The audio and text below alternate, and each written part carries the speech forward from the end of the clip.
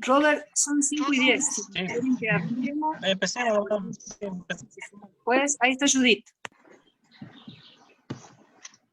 Estamos Roberto, yo, Judith, Marcela Armellas, Ivana Contreras, Gabriela Soto, Julián Cabral, la Nati Guzmán, buenísimo. Todos los consejeros suplentes están, buenísimo. Bueno, ¿cómo están? Muchas gracias por convocarnos, por convocarme para que trabajemos un poco esta cuestión de la ley Micaela, sus fundamentos y el por qué y el para qué. Bueno, lo hacemos enmarcados en el Centro de Investigaciones en Géneros, Masculinidades y Diversidad del NOA, que se llama SOMOS, y que co-coordinamos acá con Analía Lacuaniti, aquí presente. Bueno, es una cuestión muy breve que lo que quería era puntualizar qué plantea la ley, qué incluye, a quién está dirigida, el por qué, el para qué, y un panorama de la situación nuestra de acá de Tucumán, de por qué es importante adherir a esta ley, ¿sí? Nacional. Bueno, en SOMOS nos formamos con todo esto, lo venimos estudiando y encontrándole la vuelta, y bueno, entonces nos parece importante primero contar de dónde surge la ley 27.499, que la conocemos todos como ley Micaela.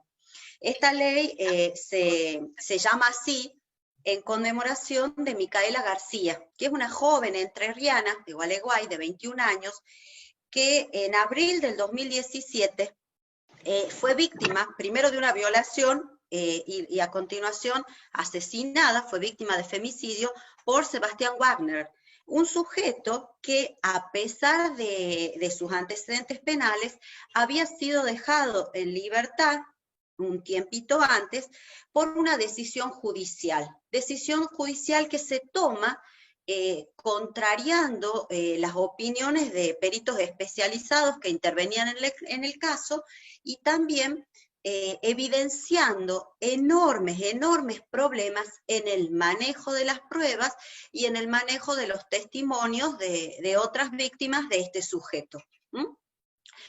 Fue un hecho que generó muchísima conmoción pública por todo el impacto que implicaba lo institucional, y en diciembre de 2018 se aprueba esta ley en diputados solo con un voto en contra, y en el Senado con todos los votos a favor, y se la promulga en enero de 2019, que establece a enormísimos rasgos la ley Micaela, la capacitación obligatoria en temas de géneros y en temas de violencia contra las mujeres para todas las personas que se desempeñan en la función pública en los tres poderes nacionales, es decir, en el poder ejecutivo, en el poder legislativo y en el poder judicial de la nación. Esa capacitación es para absolutamente todas las personas. No hay, digamos, no es que solamente lo tienen que hacer los administrativos o las personas de mayor rango, lo tienen que hacer absolutamente todas las personas que conforman estos espacios institucionales, ¿sí? ¿Qué implica la ley? Lo he resumido en unos puntitos, cualquier cosa después abrimos debate y ustedes me consultan, ¿sí? Por un lado, la formación y la capacitación, que tiene un carácter obligatorio.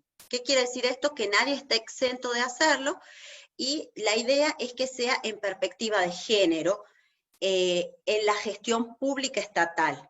No importa si la persona está contratada o es de planta permanente, ni tampoco importa la jerarquía. Si forma parte y son funcionarios o son administrativos de la gestión pública, estatal, en sus tres poderes, se tienen que formar. ¿Cómo se lleva a cabo esa formación? La ley prevé que las máximas autoridades de todos los organismos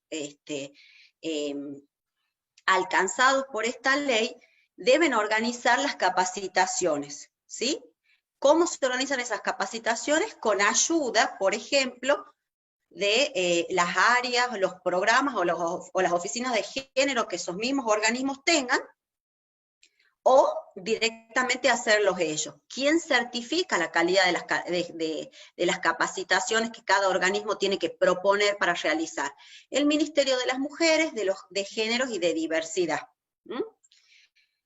¿Qué es lo que tiene que enseñar? ¿Qué contenidos deben verse? Por un lado, todos aquellos que apunten a la prevención de la violencia contra las mujeres, es decir, todo aquello que está contemplado en la Ley Nacional 26.485, ¿sí? Y además debe apuntar a la búsqueda de la equidad de género. Asimismo, la idea es que todas esas capacitaciones le presten atención a todas las recomendaciones y disposiciones internacionales de derechos humanos a los que la Argentina ha adherido. Por ejemplo, la Convención de Belém do Pará, la Convención para la Erradicación de la Violencia contra todas las Mujeres, la Convención de Ginebra de los Derechos Humanos, etc. ¿Qué tienen que hacer los organismos estatales? Tienen en 6 meses posteriores a la entrada en vigencia de la ley, tener organizadas ya las capacitaciones. Es decir, objetivos, temas, modalidades, cómo se las va a dictar, quién las va a implementar, cómo se van a evaluar, porque no es solamente decir me pongo a estudiar sobre esto, es también empezar a pensar cómo se implementaría esto dentro del plan propio de funcionamiento de cada oficina. Y ese formato de capacitación tiene que ser enviado en una modalidad de plan al Ministerio de las Mujeres, Géneros y Diversidad, y el Ministerio tiene potestad para hacer modificaciones y sugerencias si eso es necesario, ¿sí?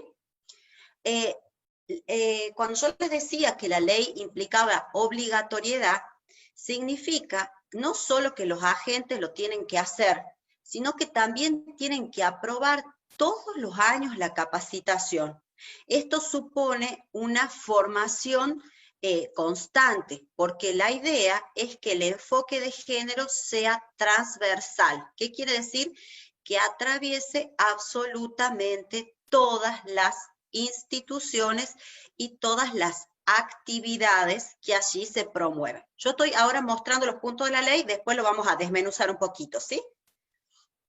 ¿Qué pasa si alguien incumple? ¿Qué pasa si alguien no lo hace a este cursado y a este examen? Justamente se lo considerará una falta grave y eso va a dar lugar a sanciones. La ley no especifica qué sanciones, pero dice que las que se prevea según cada institución, y lo que sí aclara la ley es que se va a obstaculizar el ascenso a un cargo superior, o por ejemplo también si es necesario, si eso podría determinar o no la contratación de un agente en el Estado. Obviamente en los casos que correspondan, ¿sí? Eso es lo que plantea la ley. Hasta el momento, ¿tienen alguna duda o consulta del cuerpo de la ley o pasamos a explicar los elementos? Lo que ustedes me digan. ¿Estamos bien hasta acá? ¿Quieren que empecemos a explicar un poquito más qué consiste cada término? ¿La desmenucemos juntos? ¿Qué opinan? ¿Seguimos? ¿Sí? Sigamos, después hacemos las preguntas, ¿sí? Perfecto, Fabi. Gracias. Bueno, ¿qué quiere decir esta ley? Que esta ley supone una formación integral. ¿Integral con qué objetivo? ¿Qué pretende la ley? Instituir, valga la redundancia, formar a las personas en una perspectiva de género, pero, repito, en clave transversal. ¿Para qué? ¿Con qué objetivos?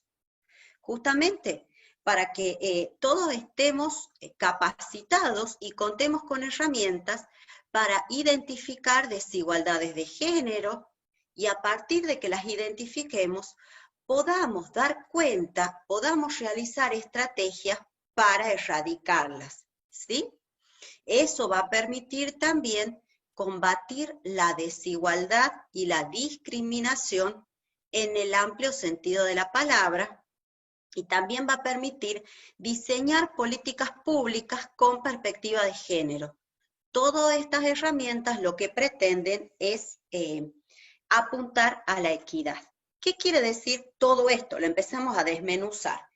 Que con toda esta normativa lo que se busca, por un lado, es la prevención y la promoción de la intervención adecuada frente a situaciones de violencia. Por ejemplo, en los ámbitos laborales. Muchas veces nos encontramos con situaciones de violencia, un jefe abusador, una jefa que acosa, un jefe que acosa, y muchas veces a causa de que uno no maneja esta cuestión de género, muchas veces pasamos por alto o naturalizamos ciertas conductas. Podemos decir, el juez siempre es picarito, siempre hace esos chistes subiditos de tono, y en realidad ahí estamos evitando intervenir cuando hay una situación de acoso, por ejemplo. Y otra cuestión que puede servir es para empezar a pensar cuál es la responsabilidad de las autoridades y de todos los agentes del Estado para iniciar urgentemente capacitaciones en las temáticas y así diseñar las políticas pensando en esto. Entonces, ¿por qué ahora de pronto es importante hablar de género, de una perspectiva de género? Es importante que tengamos en cuenta que el género es un proceso social que se apoya en la diferencia sexual. ¿Qué quiere decir esto? Que a cada sexo, a macho y hembra, se le van a asignar una serie de características, de atributos, de comportamientos y de roles, de acuerdo con lo que la cultura considera femenino o masculino en un determinado momento histórico social. ¿Por qué digo de un momento histórico social? Porque anteriormente era sumamente impensable que una mujer esté ocupando un cargo directivo, ¿verdad? Eso, a partir de todos los cambios sociales y los procesos, eso ha ido abriendo y ha hecho que los desempeños de género, los comportamientos asignados y los roles esperados para cada sexo sufran una mutación, un cambio, ¿sí? Pero este proceso sigue atribuyendo características exclusivas y distintivas para lo masculino y lo femenino en los aspectos morales, en los aspectos afectivos, en los aspectos psíquicos, con una tradición más bien binaria. ¿Y cuál es el tema de esta división binaria? Que esta división binaria se organiza en la modernidad y se asienta sobre una jerarquía asimétrica. ¿Qué quiere decir esto? Que hay un predominio, una dominación masculina. No quiere decir que todas las mujeres que estemos acá presentes, ni todos los varones sean unos mandones y todas las demás sean unas sometidas. No estoy diciendo eso. Estoy diciendo que a nivel social se entienden de esta manera los vínculos, ¿sí? Y esta división binaria organiza la forma en que nos relacionamos. Como todos hemos sido educados en este sistema social, tendemos a naturalizar algunas cosas, como por ejemplo, ¿quién es usualmente la encargada del cuidado de los hijos? ¿La madre o el padre? ¿Quién? Naturalmente, tradicionalmente. ¿Mamá o papá? La madre. La madre. Y por ejemplo, en el sistema legal, ¿a quiénes le dan usualmente la custodia de los niños? A la La madre. custodia de los niños también se las da la madre, y muchas veces ha sucedido que que eran madres que no tenían ganas de estar a cargo de los hijos, pero sin embargo, la justicia, en ese sentido, es bien patriarcal, no acepta darle la custodia absoluta a un padre, por ahí prefiere dársela a la abuela, o sea, siempre a alguien que sea mujer. ¿Se entiende esto? ¿Por qué? Porque ya se está plasmando la idea de que porque es mujer, esencialmente va a tener como una práctica de cuidado, de la prole, porque está en su esencia femenina. No, no, no. Y el cuidado de los hijos no es una cuestión que nos viene en los genes, no es un instinto maternal como nos quieren hacer creer muchas veces, sino que es una conducta también aprendida y que a las mujeres nos entrenan desde la más tierna infancia para que la llevemos a cabo, en cambio a los varones se los aleja de esas funciones, ¿sí? Otro ejemplo de qué pasa si no pensamos en clave de género se puede dar en el hospital.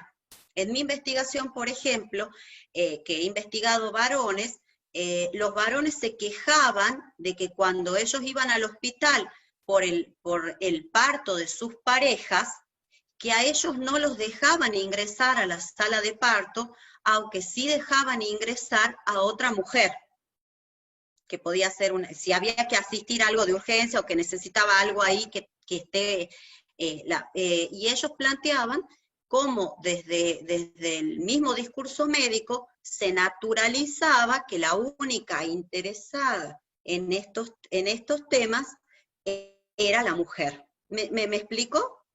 Entonces, fíjense cómo todas las personas tenemos una serie de creencias que se llaman representaciones sociales que conforman un conjunto objetivo, podríamos decir, de referencias, una trama de creencias, y suponemos rasgos de personalidad, actitudes, valores, conductas y actividades mediante las cuales se diferencian hombres y mujeres. Y muchas veces estas creencias nuestras, si no estamos desfamiliarizando lo familiar, preguntándonos si esto es así o no, pueden jugar en contra de las personas que se acercan a pedir ayuda a las distintas instituciones. En el caso de la violencia de género también sucede. He escuchado lamentablemente intervenciones donde se les dice a las mujeres, ¿por qué no te vas? Si pareciera que a vos te gusta que te peguen. Y haciendo referencia como a la existencia de un masoquismo femenino que hace que las mujeres se queden al lado de varones agresores como si no hubiese otros factores en juego, ¿no? Entonces, en ese sentido, si nosotros no empezamos a desfamiliarizar todas estas desigualdades de género, si no nos empezamos a preguntar qué características sociales se plasman sobre un cuerpo sexuado, qué parámetros sigue esa identidad subjetiva, vamos a dar por obvio un montón de cosas que en realidad no apuntan a la equidad, sino que apuntan a repetir un modelo desigual, un modelo jerarquizado, un modelo que asume y da por hecho de quiénes son determinadas funciones, y muchas veces también en este proceso los niños terminan siendo brazo armado de los conflictos parentales, porque tampoco se maneja, por ejemplo, la separación dentro de los juzgados de lo que es el vínculo de pareja, de lo que es el vínculo parental, ¿sí? Entonces, creo que la perspectiva de género supone empezar a preguntarnos esto: ¿qué tanto es esencial? ¿Qué tanto es construido? ¿Cuánto de lo que yo estoy diciendo tiene que ver con una naturalización? Porque todos hemos sido creados en este mismo sistema, ¿sí? Nadie nos hemos acostumbrado a andar cuestionando estas cosas, ¿verdad? Y empezar a darnos cuenta que este régimen social es lo que se pone en juego al producir subjetividad. con un doble efecto. Por un lado tenemos un efecto de restricción, porque esta cuestión del género, de lo que implica el género, va a haber cosas que supuestamente vamos a poder hacer y otras que no. O sea, hay mandatos, hay normas que socialmente resultan adecuados a la feminidad y a la masculinidad cultural. Entonces, ahí está la restricción. Yo quiero pertenecer a la sociedad, entonces me voy a intentar acomodar en lo que se espera que haga un varón. Entonces, si de un varón se espera que conquiste a todas las mujeres, que sea eminentemente sexual, va a ser súper común que el varón esté acostumbrado a decirle piropos subidos de tono a todas las empleadas. Porque para él eso es la masculinidad hegemónica, para él eso es ser un varón, eso es un emblema viril. ¿Qué efecto tiene para la mujer que no solo trabaja ahí, sino que es su empleada, jerárquicamente hablando? Nos encontramos con un montón de espacios donde pareciera que uno tiene que soportar ciertas cosas, porque esas son las determinaciones de género. Y yo he escuchado a uno de recursos humanos plantear que por favor vaya vestida de otra forma para que no le digan cosas. O sea, encima es culpa de la mujer. ¿Se entiende? Entonces, en ese sentido es que la formación con perspectiva de género funcionaría como una herramienta clave. ¿Clave para qué? Para que empecemos a repensar cómo son estos vínculos genéricos sociales y para eliminar toda forma de violencia contra mujeres y también contra las sexualidades disidentes, ¿sí? Ustedes saben que también hay un cupo trans, esto lleva a que las sexualidades disidentes estén en el tapete o al frente de un montón de espacios, y eso lleva a que los hechos de violencia, la homofobia y la misoginia aumenten. Eso convierte a la violencia en un problema social, en una cuestión de salud pública, en una cuestión de justicia social y en una cuestión de derechos humanos. Por eso, considero, al menos lo pensamos así desde Somos, que el enfoque de género es central no solo para la prevención de la violencia, como muy bien lo plantea la ley, sino también para definir políticas públicas en general de cómo se van a aplicar y cómo se van a llevar adelante para estar más cerca de la equidad de género, que no es otra cosa que la vigencia plena de ciudadanía y de derechos humanos para absolutamente todas las personas. ¿Qué permitiría, por ejemplo, esta capacitación estatal? Que las personas podamos identificar estereotipos de género y cómo esos estereotipos de género dan lugar a relaciones de desigualdad entre las feminidades y las masculinidades. Dar también lugar a cómo estos estereotipos que están tan naturalizados inciden en las prácticas profesionales, inciden en las prácticas institucionales, y si uno se empieza a poder pensar en clave de género, puede interpelarse a sí mismo, puede decir, pero ¿por qué estoy haciendo esto? ¿Desde qué lugar me estoy parando para decirlo? Y también puede interpelar las prácticas de la institución o del espacio donde está. Creo que también, por ejemplo, creo que permitiría conocer recursos y herramientas para identificar las situaciones de violencia antes de que lleguen a los femicidios. Y que también podamos saber qué hacer en cada caso, porque muchas veces también tenemos esta cosa de que los problemitas que pasan en casa y los trapitos sucios se lavan en casa, ¿no? Esos dichos tan culturales que tenemos por ahí. Bueno, ahí ya también vamos a empezar a revisar que eso no es tan así, que hay cuestiones que no son solo personales, que son cuestiones políticas, que hay que revisarlas. Y en ese sentido, también nosotros como psicólogos tenemos que hacer una revisión crítica de nuestras teorías para evitar que los dispositivos terapéuticos se transformen también en espacios de reproducción social del orden androcéntrico, ¿sí? Porque a veces también nos manejamos con certezas dogmáticas, diciendo cuál debería ser la norma respecto a las relaciones entre sexos, géneros, también Y eso da lugar a que muchas veces el dispositivo terapéutico, en lugar de ser aceptado o que permita repensar, esté mido, ¿no? Con respecto a Tucumán, les quería contar un poquito de números, ¿no?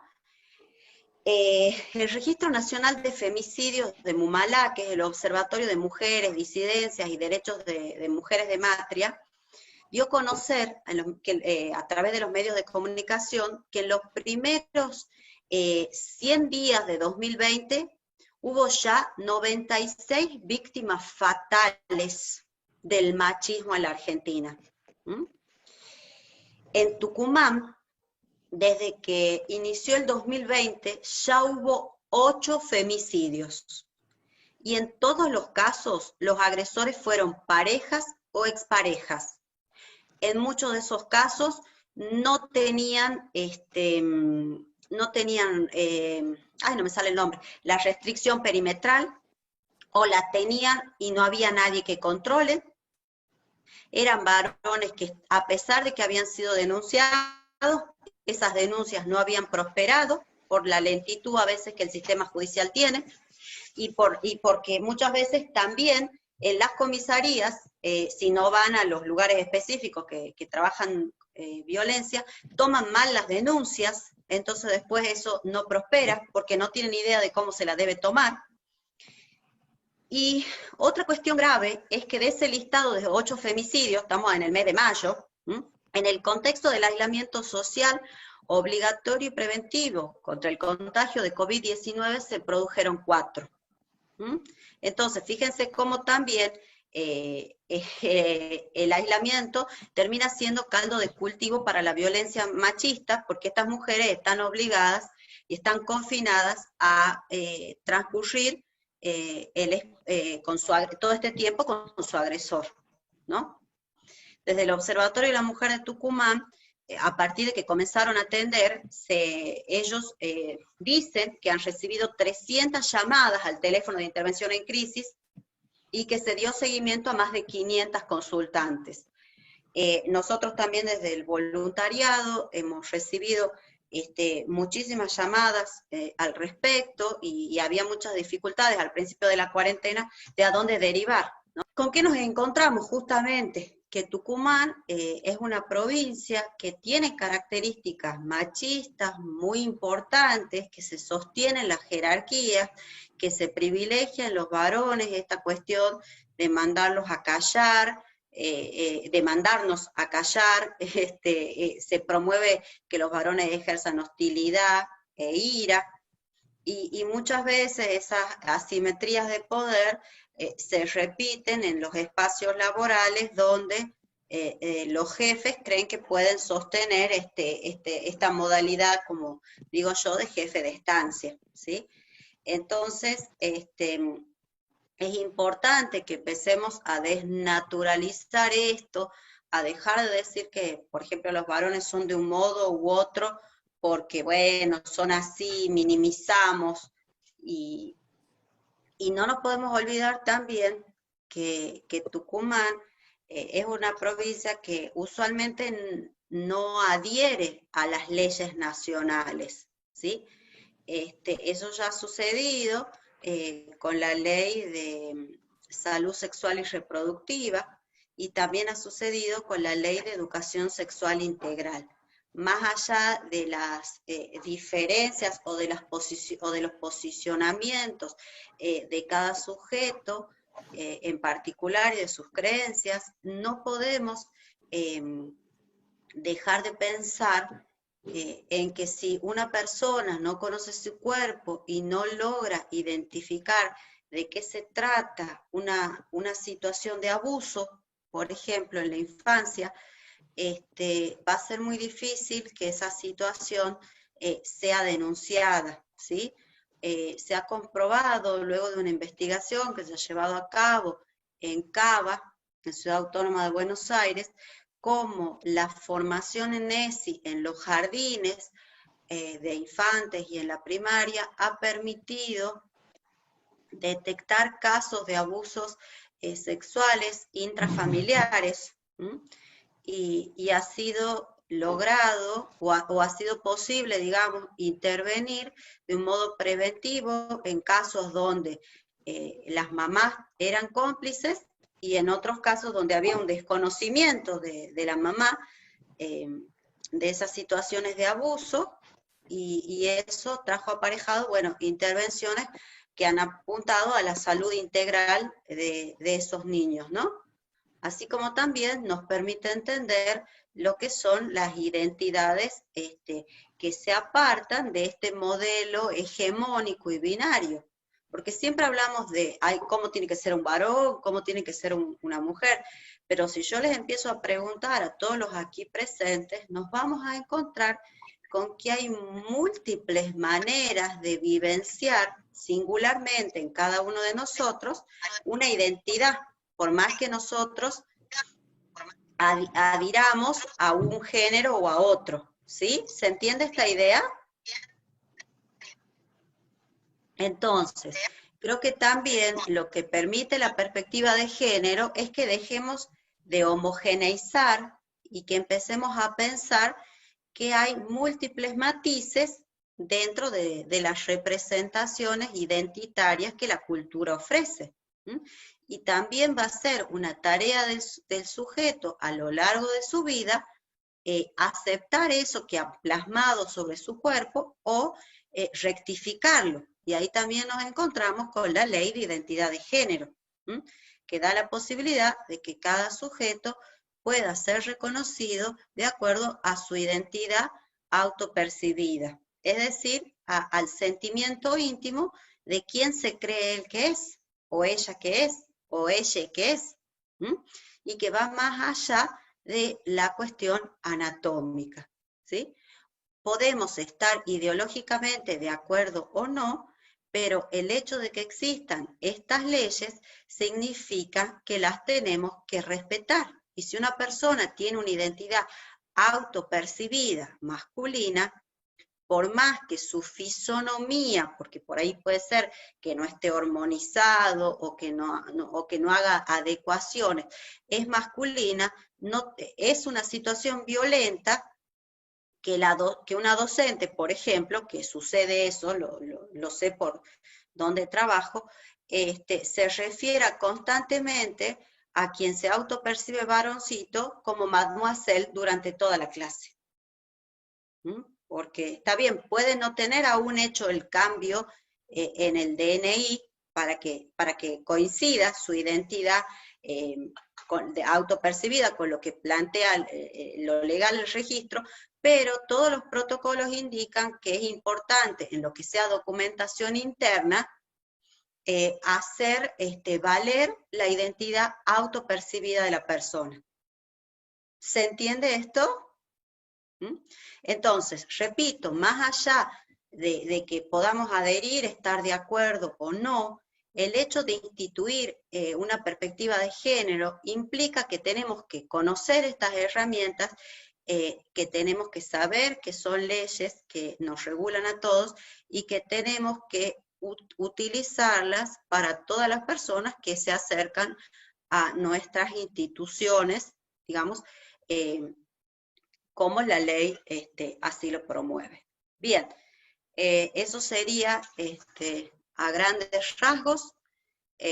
Les presento ahí cómo comunicarse con nosotros si alguien tiene interés o deseo de hacernos alguna otra consulta. Contamos con mail, tenemos una página de Facebook y un Instagram, donde publicamos cursos, formaciones y conversatorios. Así que bueno, estamos abiertos a eso y desde ya muchas gracias y ahora abrimos el espacio para preguntas. Dejo de compartir pantalla así nos podemos ver bien todos. Ahí está. Bueno, yo te quiero dar gracias, Gaby y Analia, por brindarnos este espacio.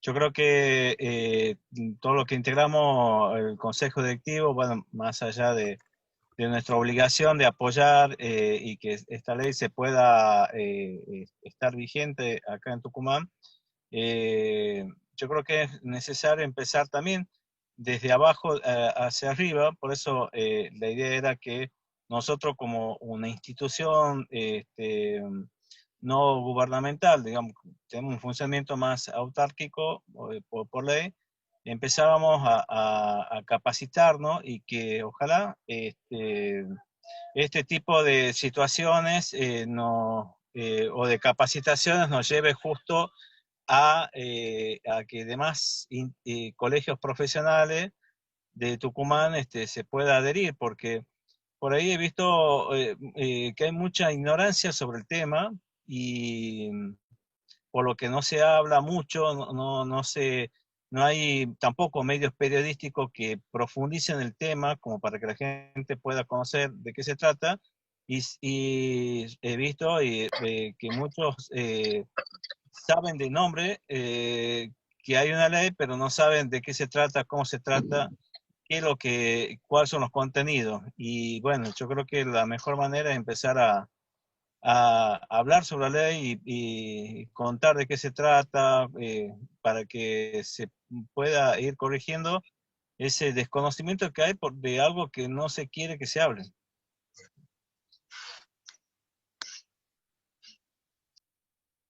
Sí, creo que por ahí tenemos mucho temor a hablar, tenemos mucho miedo como a meter la pata, no saber muy bien de qué se trata. Entonces yo creo que lo mejor que podemos hacer como comunidad, como colegio, como integrantes del colegio, es empezar a poner las cartas sobre la mesa y empezar a hablar de esto de un modo más naturalizado y sin tanto miedo a los tabúes, sin tanto miedo al que dirán, y en un marco de respeto, ¿no? Porque, bueno, de un modo u otro todo esto lo estamos haciendo desde un estudio, desde una posición investigada, o sea, no sin intento de, digamos, de manipular a nadie, sino simplemente de que queden claros cuáles son los elementos o los componentes que todo esto supondría y cuáles serían las ventajas, en definitiva, de la adhesión a la ley, ¿no?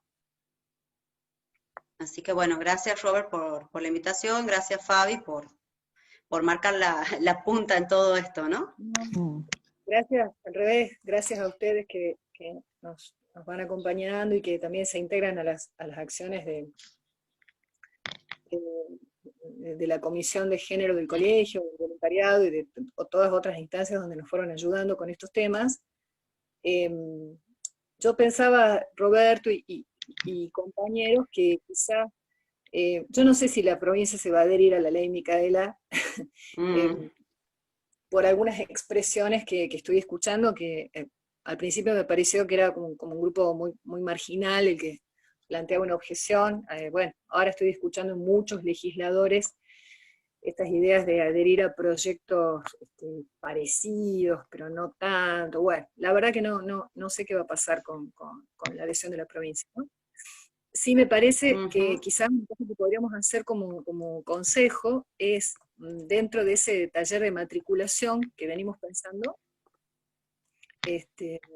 incluir algunas cuestiones que tengan que ver con la perspectiva de equidad de género y la necesidad de, como agentes de salud, seamos empleados estatales o no, como agentes de salud, estar advertidos sobre el peligro que implica el peligro que implica operar muchas veces de nuestro propio prejuicio cuando vienen a demandar cuestiones de violencia, ¿no? Sea mujeres, sea niños, adolescentes, personas de sexualidades disidentes. Entonces se me ocurre que quizás una manera de traccionar en un buen sentido sea, para los jóvenes psicólogos que se van matriculando, como parte de su matriculación, pensar algunas cuestiones que tengan que ver con capacitaciones en temas puntuales. ¿No? Dudo que la ley prospere, dudo que la adhesión prospere, ¿no? Bueno, hay que pensar alternativas. Sí, estoy totalmente de acuerdo y creo que también muchas veces es una temática muy, muy resistida porque uno cree que, por ejemplo, que no es psicología, que estamos entrando como en un campo de la sociología o que estamos entrando en un terreno como resbaladizo. Entonces muchas veces sí, es real si eso se lo hace desde un lugar que no que no tiene que ver con la formación, pero yo creo que si uno lo encara de un modo serio, prestando atención a todas las corrientes y a todo aquello que circula, y pensando en definitiva en el bienestar subjetivo de todas las personas y evitar el sufrimiento psíquico, yo creo que ahí la cuestión de género se convierte en una formación trascendental como psicólogos, ¿no? A mí me parece muy importante, bueno, estos dos comentarios que han hecho desde el colegio, es decir, el posicionamiento institucional, me parece que eso es algo absolutamente necesario, y esto que vos estás comentando, Fabi, como una condición o como por lo menos una perspectiva a hacerse notoria por parte de todos los nuevos profesionales, tanto la perspectiva de género como el marco de derechos humanos, ¿verdad? Dos elementos fundamentales. Y yo creo que, bueno, esta resistencia que nosotros notamos a nivel social y que se hace evidente en el Poder Judicial y en nuestros representantes, tiene que ver con que, bueno, esto no se limita solamente a una cuestión punitiva nada más, sino que la instrucción, ¿verdad?, fundamentalmente apunta a modificaciones subjetivas. Y en ese punto nosotros podemos comprender muy bien que por eso implica resistencia, porque tener un enfoque de género implica también una revisión, ¿verdad?, del propio lugar y del lugar de todos y todas en la sociedad. Y es como desnudar estas cuestiones de discriminación, de injusticia social, que, bueno, movilizan viejas estructuras. Pero bueno, no quita que cada institución, por ejemplo, nosotros como colegios de psicólogos y psicólogas, seamos claros en nuestro posicionamiento, porque también nuestra práctica, para que sea realmente saludable, debe tener un enfoque y no caer, como en muchos casos que lo sabemos, que por más buena intención por parte del terapeuta, cuando no tiene formación en estas temáticas, puede incurrir en, por más que tenga la necesidad de ayudar, pero puede incurrir en graves errores. ¿Mm?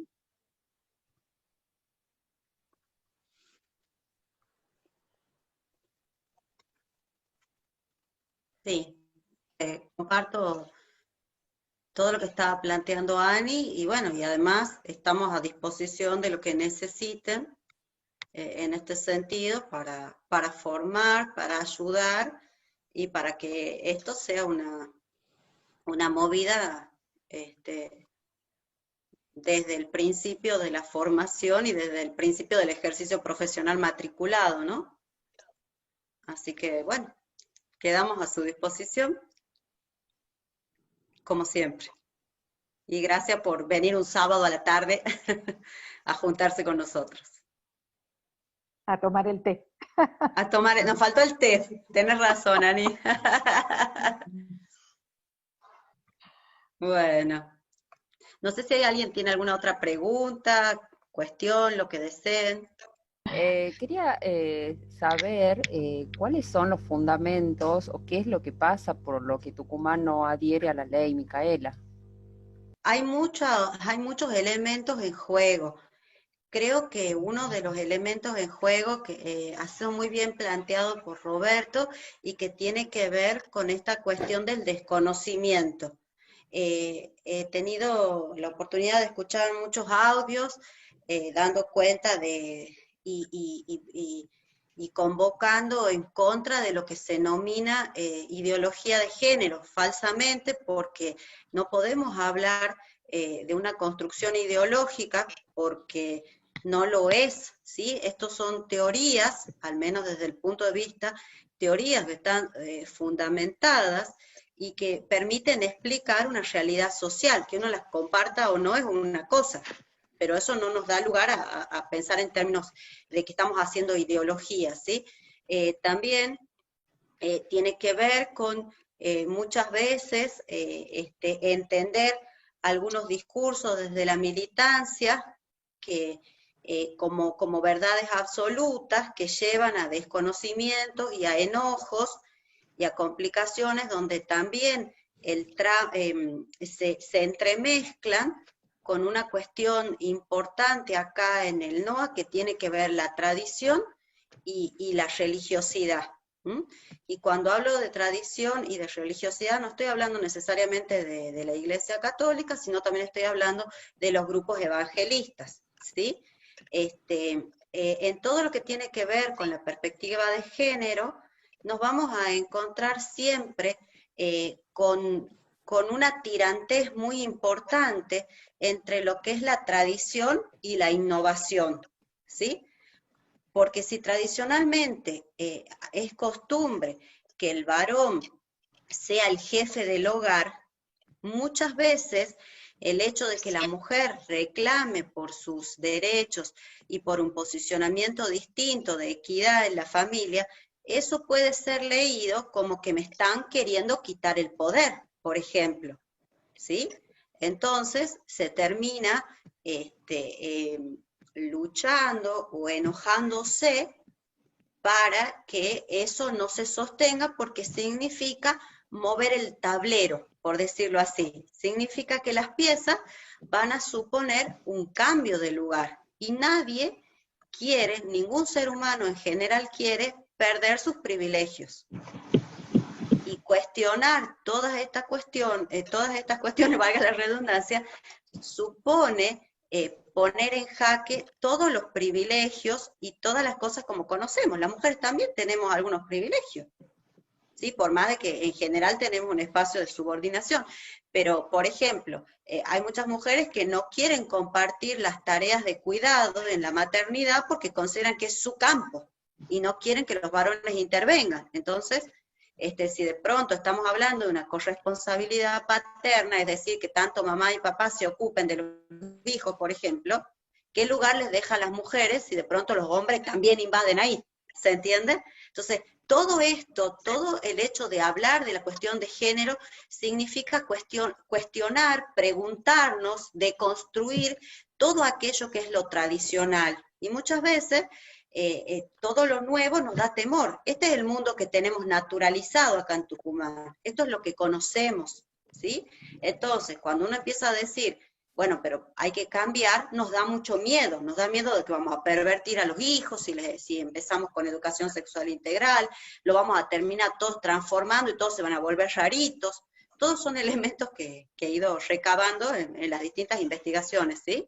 Entonces, todos esos miedos primitivos, que si no los empezamos a charlar, no los empezamos a poner sobre la mesa, terminan obstaculizando y convertimos a cualquier cambio en pro de la equidad en el cuco, ¿no? No sé si me explico, Judith, tu pregunta, si la he respondido. Perfecto, muchas gracias. No, gracias a vos. No sé si alguien más quiere preguntar algo o necesita que aclaremos algo acá con Ani. Nos dicen nomás, con confianza.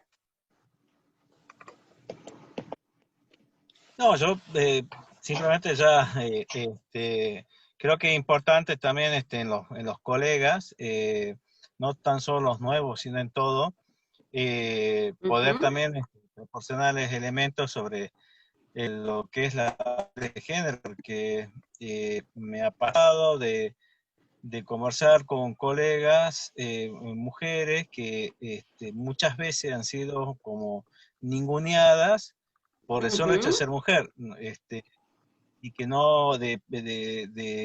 que no han pasado situaciones, bueno, incómodas, porque a quien lo tenían que evaluar, decía, no, con mujeres no, cosas así, pero que no pasaba por una cuestión transferencial, sino era una cuestión ya de discriminación. Y que, bueno, que es necesario, obviamente, como vos decías recién, para poder y evitar equivocarnos y tener esa herramienta para estar preparado cuando se dé ese momento. Sí, sí.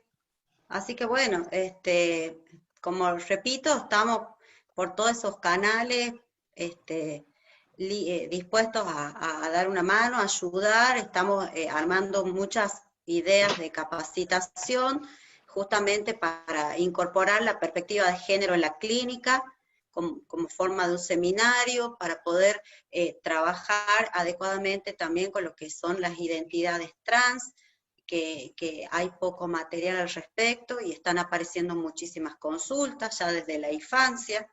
Bueno, Ani es la experta en la temática, ¿no?